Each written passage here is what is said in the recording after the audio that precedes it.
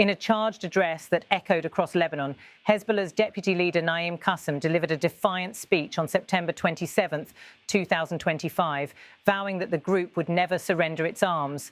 His remarks came during a mass gathering broadcast live on Al-Manar TV, commemorating the first anniversary of the assassination of Hassan Nasrallah, Hezbollah's longtime leader, who was killed in an Israeli airstrike the previous year. The memorial was not only a remembrance of a slain leader, but also a rallying cry to the organization's supporters. Large crowds filled the venue, waving Hezbollah flags and banners featuring Nasrallah's image, chanting slogans in unison. The atmosphere reflected both grief for the fallen leader and renewed resolve to continue his path. Qassem's speech, delivered from a podium draped in black and yellow, the colors of the group, was laced with historical references and fiery pledges. His words underscored Hezbollah's positioning of itself as the vanguard of resistance against Israel and a defender of Lebanon's sovereignty. Qassem began by invoking Nasrallah's memory, addressing both the late leader and the thousands of supporters gathered before him. Naim Qassem said, "I say to you in my name, in the name of my brothers, of this loving public, and of all those who love you in the world, we will keep our promise, O Nasrallah." The declaration drew thunderous applause and chants from the crowd. It set the tone for the remainder of his speech, which repeatedly emphasized loyalty to Nasrallah's legacy and to the principles he had espoused. Central to Qassem's address was Hezbollah's long-standing rejection of calls, both domestic and international, to disarm the organization and integrate its fighters into Lebanon's national army.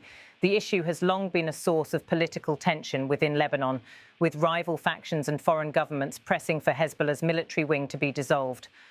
Qassem declared, "We will not leave the field and we will not abandon our weapons. And as you taught us, we will not abandon you, O Hussein." By directly linking the movement's armed struggle to religious and historical figures like Imam Hussein, central to Shia Islamic tradition, Qassem framed Hezbollah's resistance as a sacred duty rather than a mere political stance. This rhetoric resonated deeply with the faithful in the audience, many of whom view their cause as part of a centuries-long struggle against oppression. The Hezbollah leader further escalated his rhetoric by describing the organization's fight as nothing less than a struggle for survival. Qassem stated, "We will not tolerate disarmament. We will lead a confrontation like Karbala because we are engaged in an existential battle and we will be able to win it, God willing." The reference to Karbala, an iconic battle in Islamic history in which Imam Hussein and his followers fought and died for their principles, was intended to evoke images of sacrifice, steadfastness, and ultimate victory despite overwhelming odds. By invoking such symbolism, Qassem sought to portray Hezbollah's fight against Israel as deeply rooted in faith and heritage, and to rally his audience around the idea that this is not merely a political conflict, but a spiritual and historical one. Throughout his address, Qassem's tone was resolute and unwavering. He sought to send a message beyond Lebanon's borders, aimed squarely at Israel and its allies. His words carried an implicit warning. Hezbollah has no intention of stepping back from its military posture, nor of submitting to international demands to disarm. Instead, the movement views its arsenal as a non-negotiable guarantee of both its survival and Lebanon's defense. This message comes amid heightened regional tensions following the events of the past year. Nasrallah's assassination in 2024 had already inflamed passions, and subsequent clashes along the Lebanese-Israeli border have further strained relations. The Hezbollah-Israeli confrontation has remained one of the most volatile flashpoints in the Middle East. Qassem's speech frequently returned to the theme of honouring Nasrallah's memory. He portrayed the late leader as not merely a political figure, but a guiding light for the movement and its supporters. He recounted how Nasrallah's leadership shaped Hezbollah's identity, emphasizing that the slain leader's principles would continue to guide them even in his absence. According to Qassem, abandoning their weapons would be tantamount to betraying the path Nasrallah had charted. This framing effectively fused the memory of Nasrallah with the group's continued military resistance, presenting disarmament as both a political and a moral betrayal. The audience's reaction to Qassem's words underscored the enduring influence of Hezbollah's messaging among its base. Attendees erupted in chants each time he mentioned Nasrallah's name or reaffirmed their commitment to keeping their weapons. Large portraits of Nasrallah adorned the venue, alongside banners displaying slogans like "The resistance lives on" and "We will not bow." These visuals reinforced the central themes of Qassem's speech: continuity, loyalty, and defiance. Many in the crowd appeared deeply moved by Qassem's references to historical struggles, particularly the analogy to Karbala. For Hezbollah supporters, such language places their political cause within a centuries-long narrative of resistance and sacrifice. Qassem's statements come at a critical time for Lebanon and the wider region. The country continues to face economic hardship and political instability, compounded by the aftermath of Nasrallah's death and ongoing border skirmishes. Internationally, calls for Hezbollah's disarmament have intensified, particularly from Western powers and Israel, which regard the group as a threat to regional stability. The United Nations has repeatedly urged for the implementation of resolutions aimed at limiting non-state armed groups within Lebanon. Qassem's categorical rejection of disarmament therefore signals not only Hezbollah's internal stance, but also its defiance of international pressure. It suggests that the organisation will continue to prioritise its military preparedness over calls for political compromise. One of the most powerful aspects of Qassem's speech was his repeated invocation of Karbala. By likening Hezbollah's struggle to that historic confrontation, he tapped into a powerful vein of religious and cultural identity among Lebanon's Shia population. The analogy suggests that Hezbollah sees itself as standing up against a much stronger oppressor, willing to endure hardship and loss in pursuit of what it perceives as a just cause. This framing casts the group's military posture not merely as a strategic choice, but as a moral imperative. For critics, however, such rhetoric risks further entrenching sectarian divisions and escalating conflicts in a region already riven by religious and political tensions. It also complicates efforts by the Lebanese government and international mediators to pursue dialogue and de-escalation.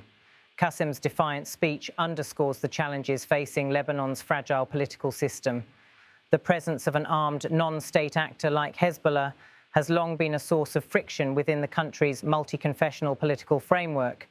By reiterating that Hezbollah will not disarm, Qassem essentially reaffirmed the status quo, one in which the Lebanese state coexists uneasily alongside a powerful armed faction that operates both as a political party and as a military force.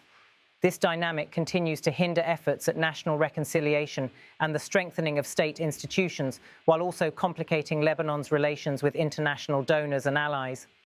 As the commemoration event drew to a close, Qassem's words lingered as both a tribute to Nasrallah and a clear statement of intent for the future. His message was unmistakable. Hezbollah's military capabilities will remain intact, and the group will continue to define itself as the spearhead of resistance against Israel. The anniversary of Nasrallah's death thus became not merely a day of mourning, but also a reaffirmation of the path his successors intend to follow.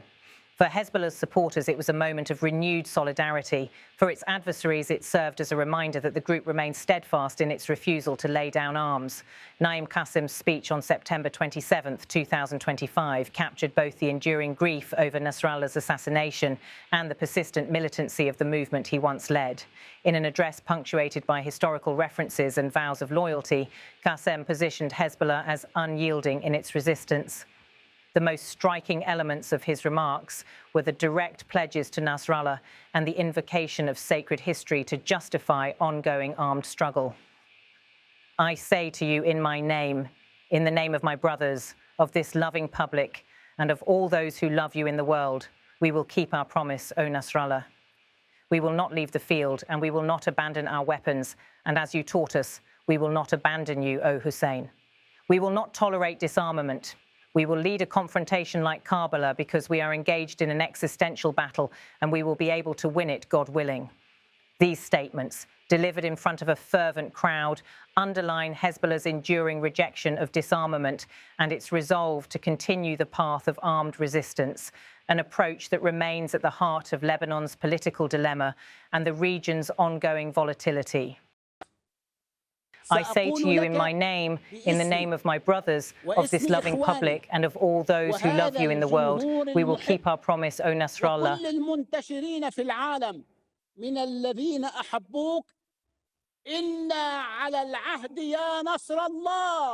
We will not leave the field, and we will not abandon our weapons, and as you taught us, we will not abandon you, O Hussein.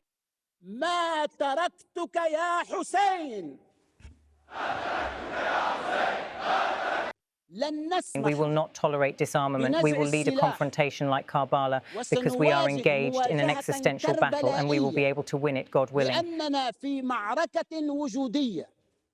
وبإمكاننا تحقيق هذه المواجهة إن شاء الله.